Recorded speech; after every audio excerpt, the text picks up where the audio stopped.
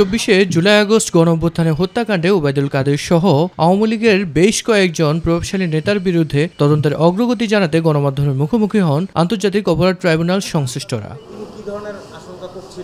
শেখ হাসিনার সরকার ও রাজনৈতিক দলের প্রভাবশালী নেতাদের বিরুদ্ধে তদন্ত শেষ পর্যায়ে, অচিরেই দাখিল করা হবে তদন্ত প্রতিবেদন, জানিয়েছেন প্রসিকিউটর গাজী তামিম। ওবায়দুল কাদের সহ বেশ কয়েকজনের তদন্ত প্রতিবেদন একদম শেষ পর্যায়ে মর্মে আমাদেরকে তদন্ত সংস্থা থেকে জানানো হয়েছে। এদিকে চাংখারপুল মামলার প্রত্যক্ষদর্শী এক সাক্ষীর নিরাপত্তা নিশ্চিতে কর্মরত প্রতিষ্ঠান প্রধান ও অফিসার ইনচার্জকে দায়িত্ব দিয়েছে আন্তর্জাতিক অপরাধ ট্রাইব্যুনাল 1। সেই সাথে সাক্ষীর বিপক্ষে তার নির্দিষ্ট এলাকায় কোনো ব্যানার পোস্টার থাকলে তা সরিয়ে নেওয়ারও নির্দেশ দেন ট্রাইব্যুনাল। আন্তর্জাতিক অপরাধ ট্রাইব্যুনাল আইনে একজন সাক্ষী যিনি ট্রাইব্যুনালে সাক্ষ্য প্রদান করেছেন অথবা সাক্ষ্য প্রদান করবেন, এই সাক্ষীদের সেফটি, সিকিউরিটি অ্যান্ড ওয়েলবিং দেখার দায়িত্ব রাষ্ট্রের।